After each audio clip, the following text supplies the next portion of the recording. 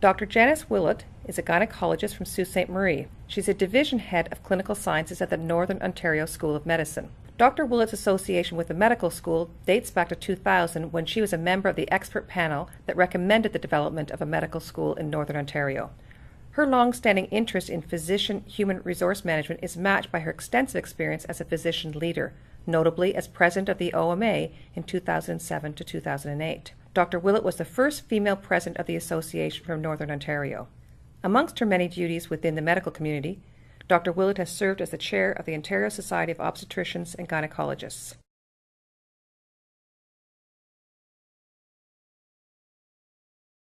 Well, my history is that I'm living in Sault Ste. Marie, Northern Ontario, and I've been an obstetrician gynecologist since 1989 and practiced there since 1992.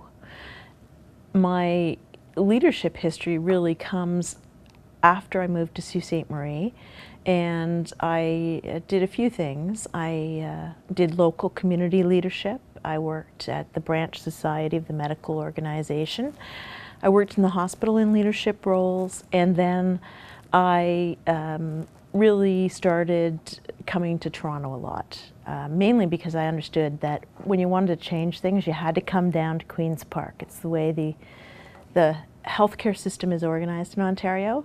So I moved from a real community focus then and a hospital-based focus in leadership to a provincial one in order to achieve some goals.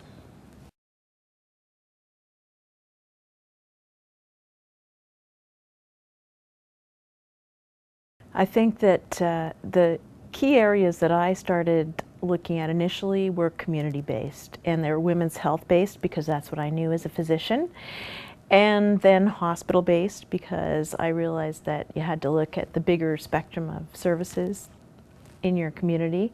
But now my focus is more healthcare systems and looking at how we can continue to improve them and what we can do together as a community of Ontario, but also nationally, how we can improve the healthcare system and get the decision makers in the room and sort of headed in the same direction. So those are my main priorities now. I've moved away from the leadership at the medical organization towards that, and I've moved into a position in the medical school where I'm very interested in the mentorship of new graduates in medical school, as well as helping mentoring the physicians who are out there in continuing the progress of leadership and the training of leaders, physician leaders. So that's one of my key priorities, programs that involve leadership.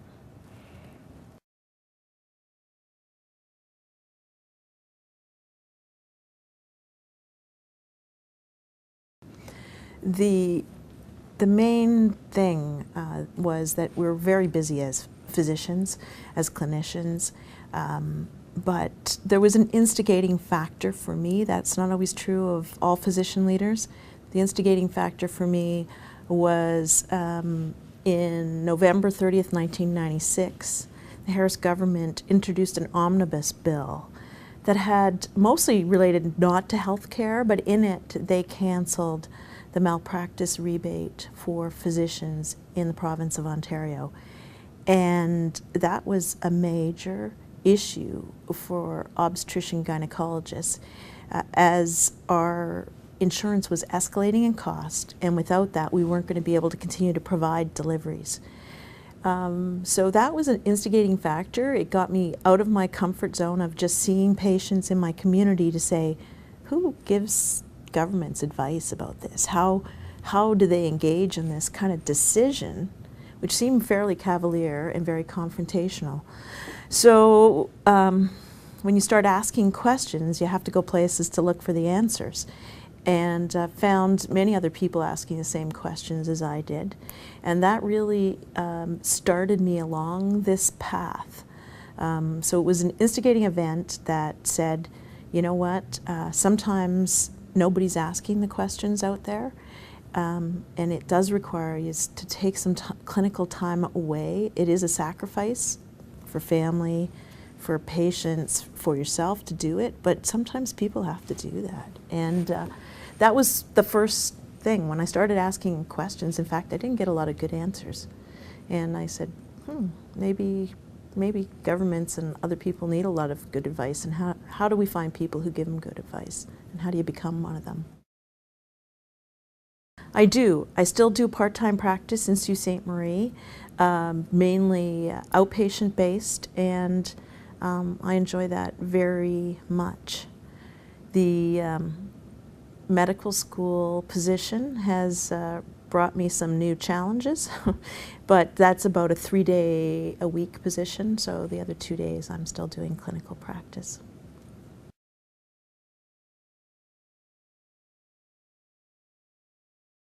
Well, I guess the early surprise is I found that there weren't a lot of people who seemed to be asking the questions, at least asking the questions that I thought needed to be asked.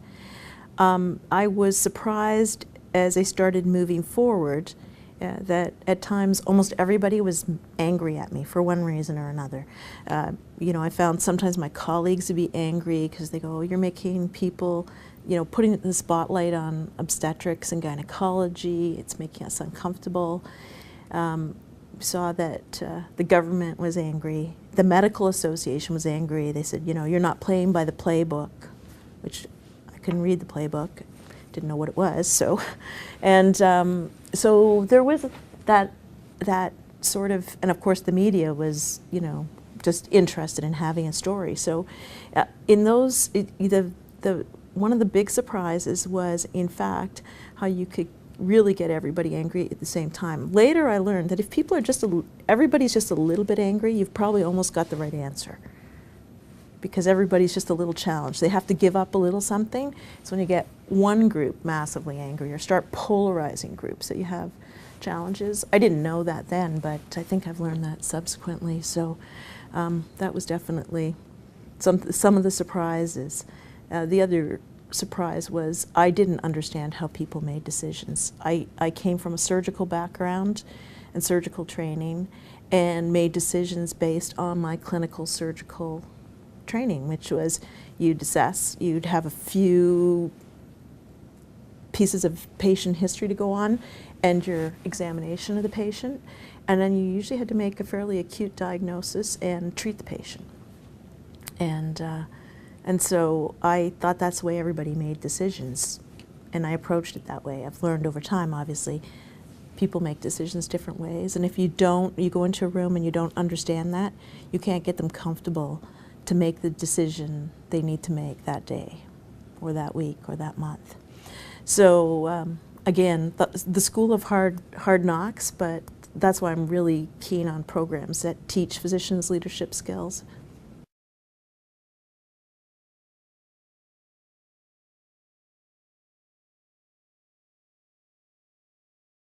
Unique challenges in being in leadership as a physician probably relate a little bit to my age. At the time, there were not a lot of female physicians who stepped into leadership positions. It wasn't really encouraged to some extent, whether locally or provincially, and it wasn't necessarily nurtured. So that's more of a gender issue, but because our cohort at that time of physicians was largely male, there were some unique challenges there.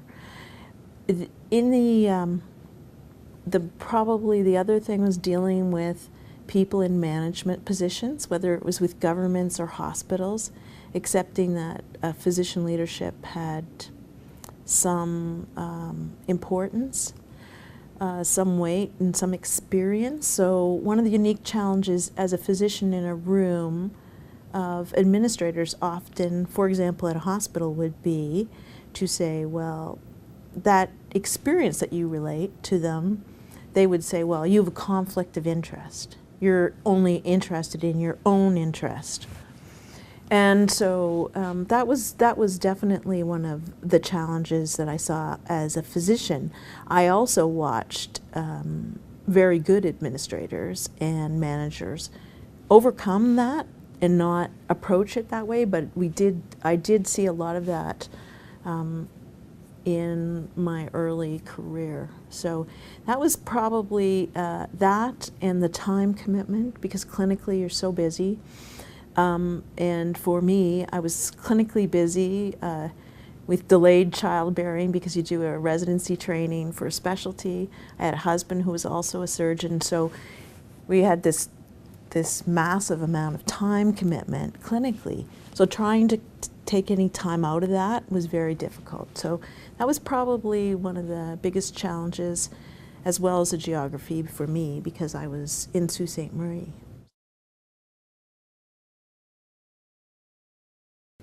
Yeah, the joys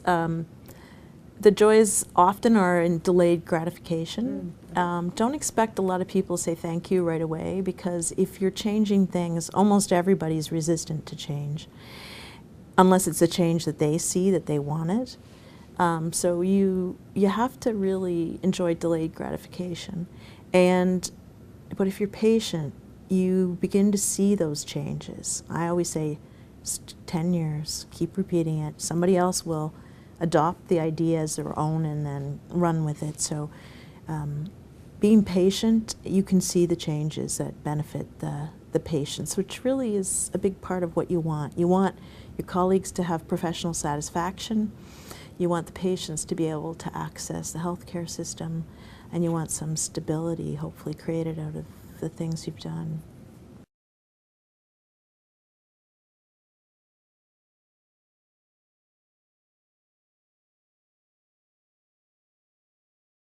It does.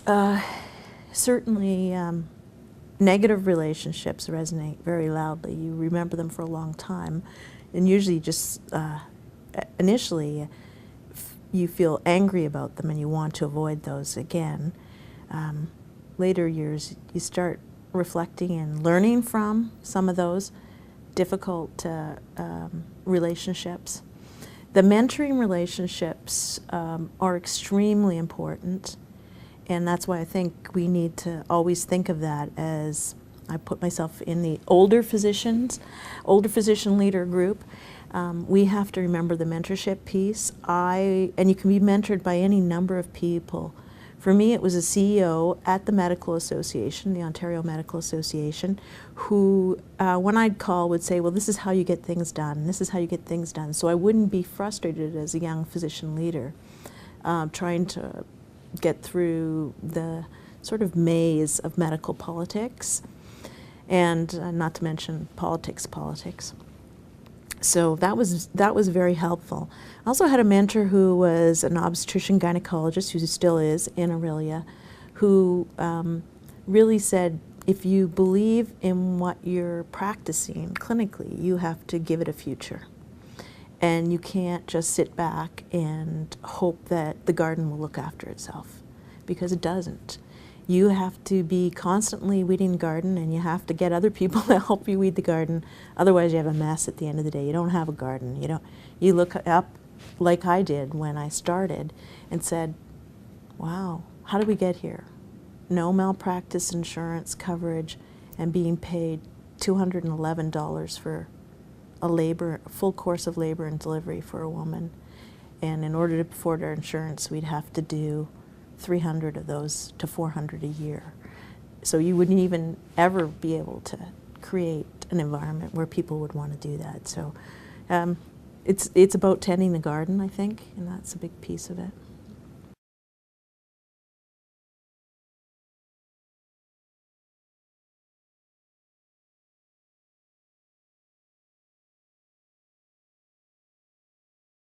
I can't say. There were times, of course, where, as I said, everybody could be angry at you at the same time. But then you have to reflect on how to get past that and move forward with a solution. I didn't actually find leadership lonely. I always recruited a lot of people to help me, and if I couldn't find like-minded people, I had to start thinking I was on the wrong track. So I didn't, and I would say the Medical Association helped. That once I started medical leadership positions at the Medical Association, they really assisted bringing forward like resources to help, you know, moving policies forward, interactions, and having a group of people who could, you know, they weren't always moving in the same direction, don't get me wrong, but it wasn't a lonely position. It was just busy.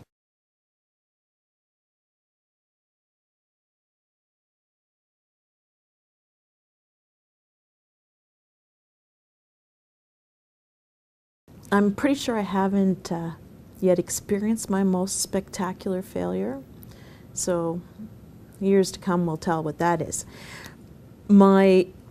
So far, the publicly people might say when I helped negotiate, and I did a lot of negotiations with the Medical Association, and I helped in a master agreement in 2004.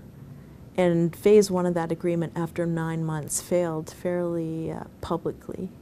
And there was a lot of political fallout. But I had certainly expected for the last 3 months of negotiations that would fail. And fail in the way it did. In the end, it did succeed. But that moment, there was a lot of angst and emotion that people were expending that made them really see it as a failure. In the end, it was a pretty big success. But that was definitely a one on the books that I would think people would reflect and say that was a failure. Personally, I think the biggest failure I had as a physician leader was just fairly recently. My father passed away within the last month. And I grew up in Elliott Lake in a small mining town. My dad had worked there until his retirement. And I never was able to have him reflect and see that physicians were looking after his best interest. So on a personal failure, that would probably be the biggest personal failure. And what it taught me was that it's not the way you see yourself. That's good for personal growth, but it's the way other people perceive you. And in order to, you need that perception is reality check as a leader.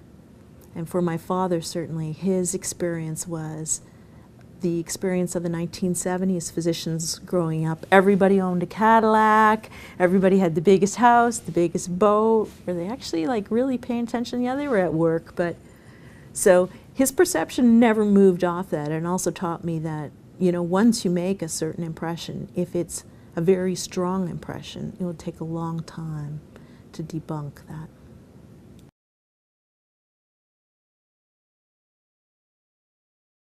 I always try to take time for myself. I enjoy, in the winter, I enjoy cross-country skiing.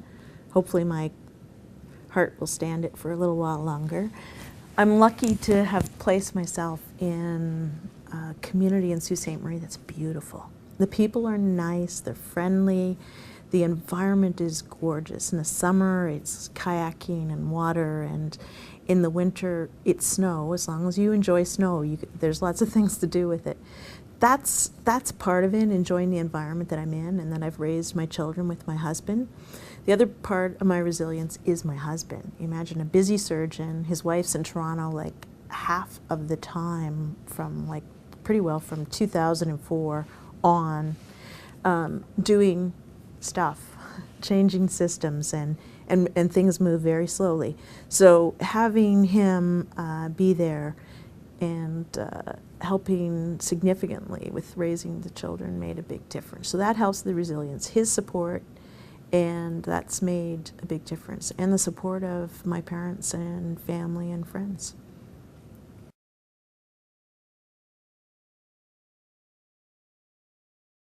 It's very interesting to start the new position at the medical school, mainly because it's a job that hasn't been occupied for the last 2 years. So whenever I see a job that needs to be done, but nobody wants to do it, it intrigues me, because I think it's an important job, it has to be done.